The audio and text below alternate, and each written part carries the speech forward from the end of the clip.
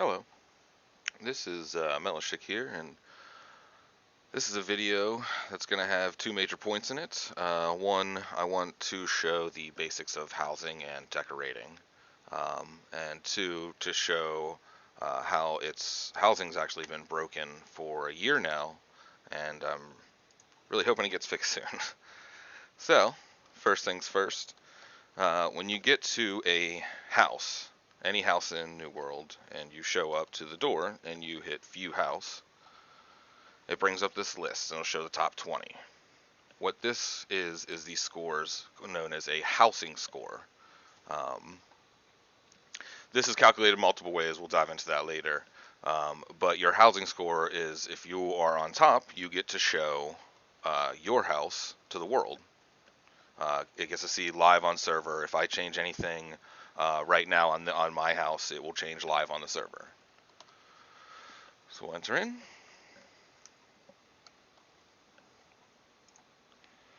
So in your building, the top right of your screen will show a decoration score. That is just a total point value of your items placed. Some items I have placed give positive points, some items I place will give negative points. So it's just a total accumulation of those points will give me a decoration score. Once again, we'll dive into the housing score and how that's calculated later.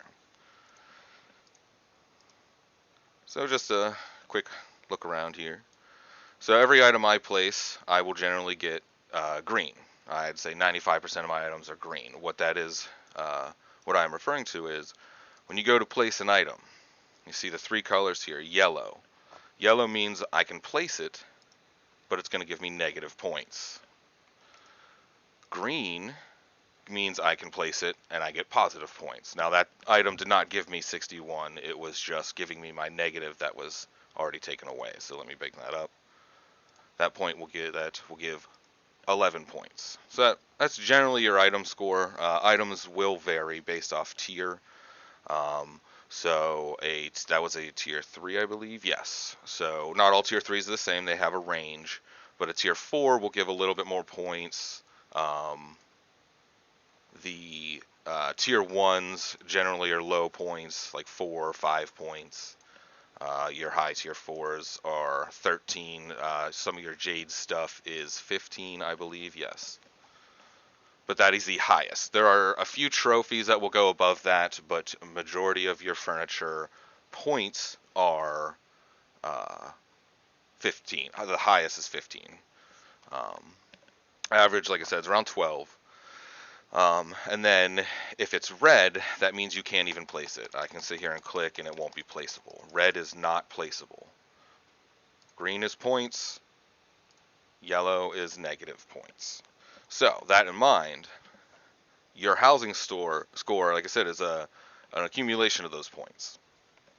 So you can have negatives. For instance, these ramps that I have built, which I will dive into another video, they give me negative points right now. You can't place carpets that way without getting, they're just always going to be negative. But I'm still able to gain score and appear and compete in the housing thing, even though I do have negative. You don't always have to have all green. You can throw some items down that are going to be yellow and get that negative. Now, that was just the placement. You are limited to decorations. Every tier will have of house, the cheap houses to the expensive houses will have different amounts of items that you are allowed to place. So for instance, the tier 1 house, the $5,000 house, that is only 50 items that you're allowed to place. The 10,000 or the tier 2 house is only 100 items, and the tier 3 is 150, and that's 15,000. And then the tier 4, the 20,000 most expensive house, is 200 items.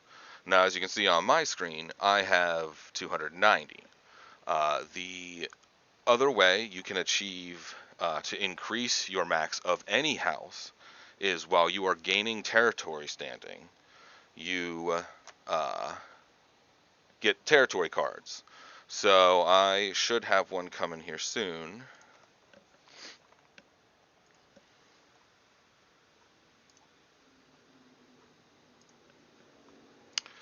these cards will show up once every 15 levels.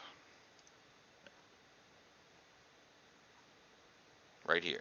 It's housing items. The maximum number of housing items you can place in Restless Shore, because that's where I am. That's where I'm currently trying to level a house. Will be increased, and it's 5. You get 5 more additional maximum for every card you choose. The maximum you will reach by the time you reach 300 in a territory is 95, because it starts at level 21. You will get your first housing item card, and then it's every 15 levels after that, consistently. So there's one that's missed, so you only get 95 total additional. But what that means is, for me, for instance, for Weaver's Fen, I have at 300. I missed a card, so I'm only at 290, because this is a tier 4 house, so it has 200. And then I pick the cards every time it comes up, so it gave me 90 additional items, except for the one time I accidentally missed it. But if I was in a tier 1 house, and I was in here with the same card allotment that I had, and still missed one, I have plus 90, that would add 90 more to tier 1, and I would have 140 in a tier 1 that I'm allowed to place. So it does it throughout all tiers. It's just anytime you're in that zone, any house will be increased by that allotment. It definitely helps with increasing when you play a lot with negatives. Like if I didn't have that extra 90 right there, I would probably have a housing score of definitely probably like 500, 400, or decoration score of 500, 400. So there's that. Now, if you're curious about the paid items in the shop, I have almost every set. I just love decorating so much. So I have bought them all, basically. There's a few that I haven't. But they aren't really what you would call pay to win or cheating for decorating, because most of the paid items only hover around 12 points. There's the animals that you can get that will give more, like 13 to 15 that you can buy, but those are individuals. You're spending $10 to $15 for one animal. But yeah, so the paid items really aren't. I mean, it's aesthetic. They are nice to have. But the one nice thing is when you buy a set, like I just right there showed like I have the astrology set.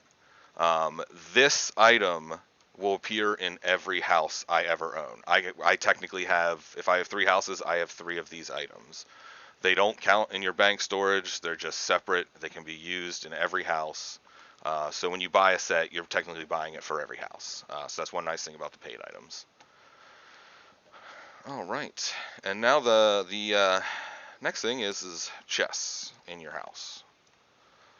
Every tier of house allows you to store a different amount of chests. A tier 1 can hold 1 chest.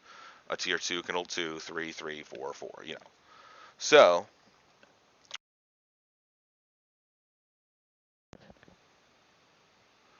what chests do is increase your storage in your bank. So for instance, right now I have 2 chests I took out for this example. So my storage is 45, 25 right now is what I have.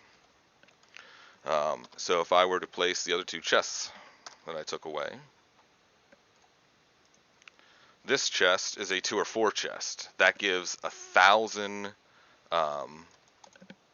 storage. That'll increase my storage in this bank. I'm in Weaver's Fen currently. This will currently increase my storage by 1,000 weight. Tier 4s will increase it by 1,000. Tier 3s will increase it by 800. Tier 2s are 600, and Tier 1s will increase it by 400. So, and then you have specialty ones, like this polished marble or the one in front of me, the cursed. That one will actually, they give you 50 extra. So if I place this down, this is a golden steel. These are basically just increased by 1,000, and then this will increase it by another 1,050. So my bank storage in Weaver's Fen should be increased by 2,050 now. And you can always access your storage from any chest you place in any house, as long as it's a storage chest, because they do have decorative chests that don't count. But see, I can access my bank, and now, yes, my storage is now at 6575. Now, it is also very high because I also choose the storage card a lot while leveling the territory standing. Tier 1, it does not matter. A Tier 1 house can have a top tier chest in it, but you can only have one chest. That's the biggest reason to get more expensive houses, is it allows you to place more of these chests and increase your storage for that city by, obviously, 4,000 and compared to 1,000. When it comes to decorating, the main reason you want to run different chests is after your first one placed, if I were to place another marble, it gives me 0 points towards my decoration score. And if I place a third marble, it would actually give me negative points. And a fourth one will give me negative double the first one. So it exponentially gets worse. And eventually I start getting negative decoration. But if you don't care and you just want the utility, I would recommend going 4 of the golden steels. They are the cheapest. You aren't getting the extra 50 that you would get with these. If you did go 4 of these, that's an extra 200 if you had 4 of them. But yeah, so that's storage. Now, the other thing with housing is trophies. So, with trophies, you can place 5 trophies anywhere in your house. Does not matter as long as they're green. They have to be green when you place them. They cannot be yellow. That's one thing. They have to be green when you place them. Right there, like that was an ultimate trophy. So that's the highest thing point-wise in the game right now. Is that it's 20 points, but we'll explain why that's so expensive later. So you can see the slot emptied out. That means you can only have 5. So you get 5 total. So there are combat trophies that will increase your damage everywhere in the world, not just for this zone. So, for instance, this right here is an major ancient trophy. Right now, the major ancient trophy that's on there gives me 5% damage to ancients. That's all the time, anywhere on the map, because I have this trophy in this house. You can have 3 trophies, 3 houses. You can have 3 of the same trophy in 3 different houses. So, for instance, I cannot place another major ancient trophy here. So you cannot place because I already have one. I cannot place a basic. There are 3 steps of tiers for the trophy itself. This is the major is the top, basic, then minor, going down. And you can see it's 3, 4, and 5. So if I were to place the basic, I can't do that either. I can't place the minor either. You can only have one type of, like this is ancient, so I can only have that one type. But I can have another one of these major ancients in another house, and you can do that 3 times. So I would effectively have, if I had 3 major ancients, 15% more damage all the time to any ancient on the map. They have all creature types for the trophies. They have loss, so you can do the same thing with loss. They have the same thing with beasts, every type. Even human, they have every type, but the human is not for PvP. It specifically says it on the trophy. It's just for the human type NPCs.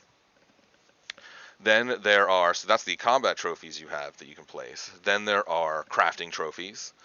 For instance, the cooking trophy you put down, it increases your chance of crafting more whenever you're cooking in that city, in any city.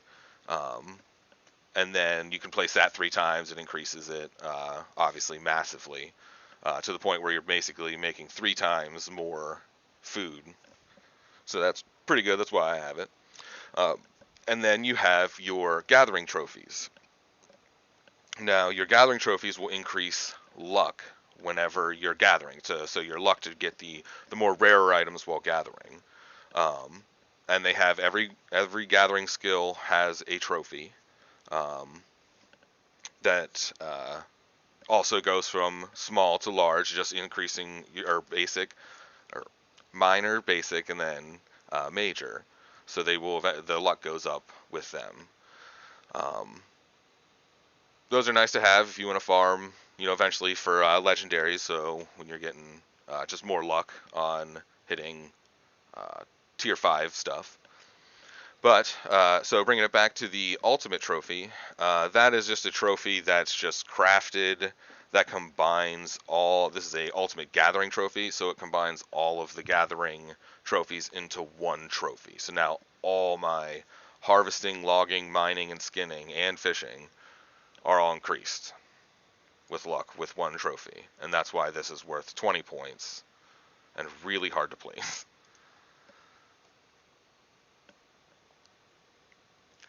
But you could always, they also make major combat trophies, which has all of the creature types that go into one. But to make this, you need, I think it's, I forget, 75,000 faction tokens, and then 20,000, I think, gold. And then you have to be able to craft it through furnishing yourself. Now that we went over all the basics, I figured I'd show some of my decorating tactics that I use. If you're interested in seeing how I do this, I will be creating more videos later um, with different techniques of how I position things or even how I build certain things. Um, yeah, for right now this is just a tour of my movie theater slash arcade.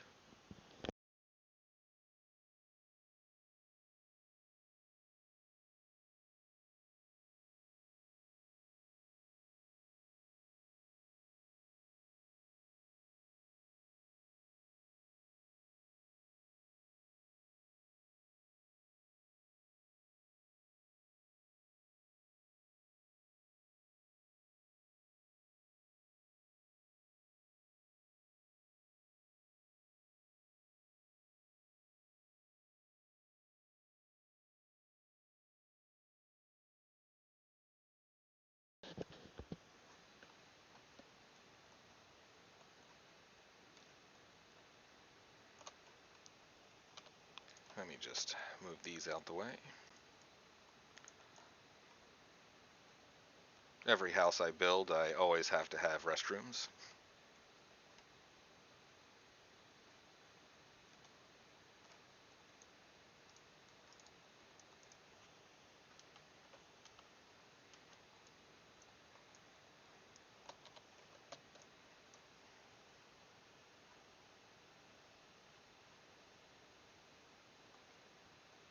The lag spikes of decorating. You will get that a lot during decorating.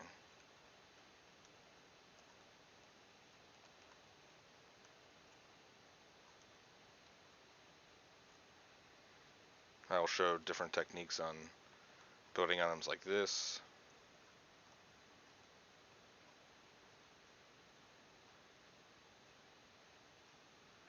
Friend showed us how to do computer monitors. Created my own pinball machine.